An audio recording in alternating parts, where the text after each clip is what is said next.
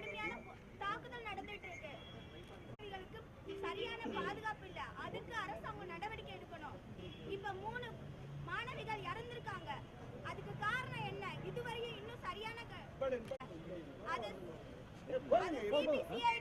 மாத்தி அது வேகமா நடந்து அதுக்கான பிரச்சனைகளை வேகமா கண்டுபிடிக்கணும். அந்த பிரச்சனைக்கான காரணத்தை வேகமா கண்டுபிடிக்கணும்.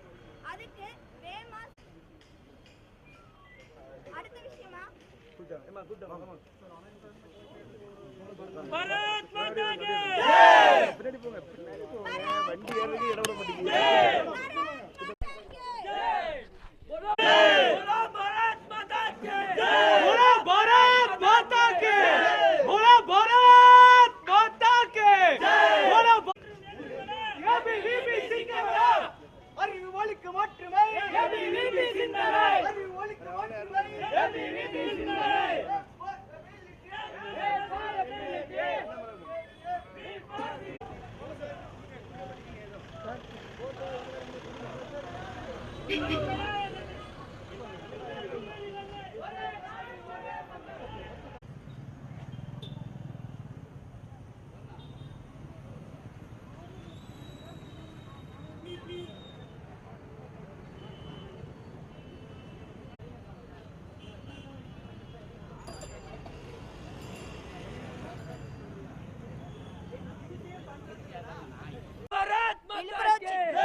விழுப்புரத்துல சின்னசேலம் பகுதியில 3 மாணவிகள் இறந்திருக்காங்க.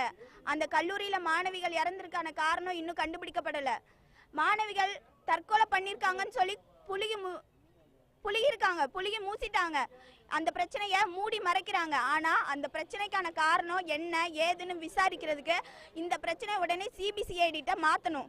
அதுதான் எங்களோட முதல் கோரிக்கை. அடுத்து இந்த சமுதாயத்துல மாணவிகளுக்கு என்ன பாதுகாப்பு இருக்கு? பாதுகாப்பு எதுவும் சரியில்லை. மாணவிகளுக்கு துளியும் பாதுகாப்பு இல்லை. ஏன்னா மாணவ சமுதாயம் தான் அடுத்த தலைமுறையை நாங்கள் உருவாக்குற மாணவர்கள் தான் முக்கியம். ஆனா எங்களுக்கு இங்க இந்த சமுதாயத்துல பாதுகாப்பு இல்லை. அதுக்கு இந்த அரசாங்கம் நடவடிக்கை எடுக்கணும். இந்த பிரச்சனைக்கு முழுக்க காரணம் ஃபீஸ் கட்ட முடியல அப்படின்ற சில காரணங்கள் சொல்றாங்க. அவங்களோட வசதிகள் கல்லூரியில அவங்களுக்கு கிடைக்க வேண்டிய சலுகைகள் கிடைக்கல அப்படின்னு சொல்றாங்க. அதுக்கு காரணம் என்ன? இதே ஒயின் ஷாப்பை அரசாங்கம் எடுத்து நடத்திட்டு இருக்கு.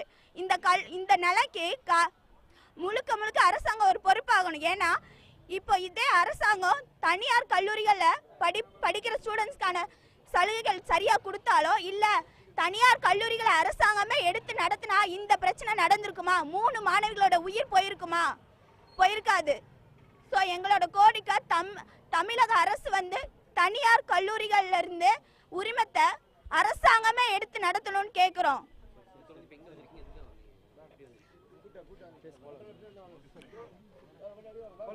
அவங்களோட